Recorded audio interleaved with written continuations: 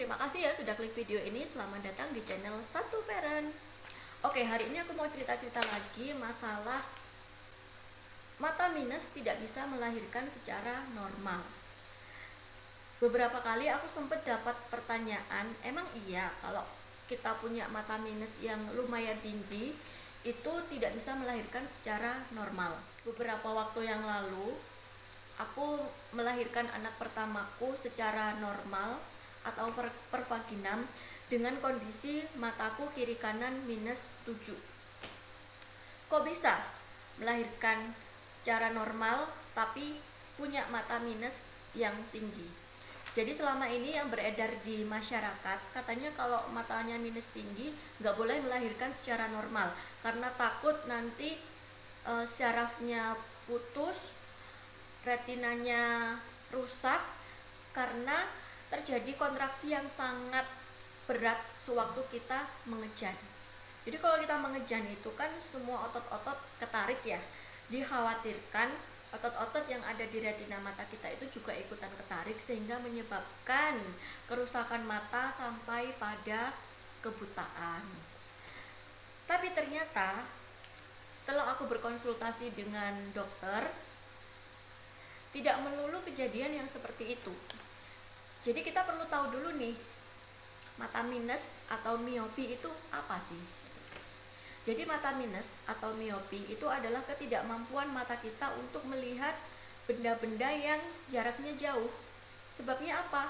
Sebabnya karena bayangan benda itu tidak jatuh tepat di retina mata kita, tapi bisa aja di depan atau di belakang mata kita, seperti itu kan. Nah, sebenarnya kalau jatuhnya bayangan benda di retina ini nggak ada hubungannya sama mengejan itu nanti bakalan mengganggu atau merusak retina mata kita, nggak ada hubungannya. Yang dikhawatirkan itu adalah otot-otot di sekitar retina kita yang akan ikutan berkontraksi ketika kita mengejan dengan sangat keras. Nah, sebenarnya itu tuh ada dua kondisi. Bisa saja memang orang-orang yang memiliki mata minus yang tinggi memang tidak disarankan untuk melahirkan secara normal. Dengan catatan, orang tersebut memang memiliki otot-otot atau syaraf-syaraf di sekitar retina matanya itu yang tipis dan kaku gitu. Tapi kalau orang-orang meskipun dengan mata minus yang tinggi, tapi kalau syaraf-syaraf di sekitar retinanya itu tidak kaku alias ya lentur-lentur aja, bisa menyesuaikan dan tidak terlalu tipis juga, itu bisa kok melahirkan secara normal. Terus gimana buat memastikan hal itu? Ya tentu saja kita harus periksa dulu ke dokter mata. Jadi kalau kasusku dulu itu seperti ini. Ketika kehamilanku sudah mulai besar dan sudah siap-siap nih mau persalinan, aku nanya dulu ke dokter kandungan aku, dok saya ini kondisinya matanya minus 7 gitu.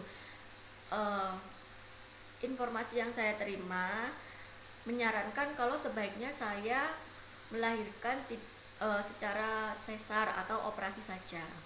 Tapi sebetulnya saya itu kepengen bisa melahirkan secara normal. Kira-kira bisa nggak ya dok? Seperti itu. Akhirnya dokternya pun bilang, sebenarnya nggak ada hubungannya bu, melahirkan secara normal dengan mata minus. Karena kekhawatirannya yaitu tadi, bukan di mana bayangan benda itu jatuh di retina, tapi kekhawatirannya lebih kepada syaraf-syaraf di sekitar retina kita itu kondisinya bagaimana, akan terpengaruh atau enggak kira-kira kalau kita melahirkan secara normal dan mengharuskan itu mengejan gitu. Akhirnya dokter kandunganku itu menyarankan untuk meminta rekomendasi atau meminta pendapat dulu kepada dokter mata, disuruh periksa dulu gitulah ibaratnya, buat ngecek gimana sih kondisi mataku ini memungkinkan atau enggak untuk persalinan secara normal. Karena balik lagi ya itu tadi, orang punya minus, orang dengan miopi belum tentu syaraf-syaraf retinanya itu bermasalah juga. Akhirnya ya udah, aku pergi ke dokter mata, terus diperiksa, semuanya dicek mulai dari minusnya berapa seperti pemeriksaan normal gitu. Ya udah, akhirnya dokternya ngasih surat rujukan buat periksa ke dokter mata. Terus ya udah, aku ke dokter mata nyampaikan, akhirnya aku pergi ke dokter mata menyampaikan informasi dari dokter kandunganku itu untuk periksa mata, keperluannya ini untuk persalinan secara normal. Udah, akhirnya diperiksa lah, mulai dari minusnya berapa, terus sampai dari pemeriksaan dasar yang pakai lensa-lensa itu, terus juga ke pemeriksaan bagian dalam mata mengenai kondisi retinanya, kondisi otot-otot dan saraf-saraf di sekitar matanya seperti apa. Itu memang periksanya lumayan lama karena detail banget dan butuh waktu. Kayak semacam kita tuh kayak dikasih tetesan cairan dulu di dalam matanya ini, dan itu ditunggu selama kurang lebih 30 menit lah, baru kemudian dilihat dengan ya semacam alat elektronik gitulah, terus difoto-foto. Saya nggak ngerti kayak gitu prosesnya. Nah, abis gitu dokter matanya mengeluarkan surat keterangan seperti ini. Surat keterangannya kelihatan nggak? Nih, surat keterangan kayak gini modelnya. Jadi di sini tuh ada kesimpulan atau saran. Aku bacain ya ini. Saat ini melalui pemeriksaan funduskupi, kami tidak dapatkan tanda-tanda ablasio retina. Dalam bidang mata tidak kami dapatkan kontraindikasi persalinan per vaginam. Kemudian bawahnya lagi, KI mengejan kami kembalikan ke dokter SPOG.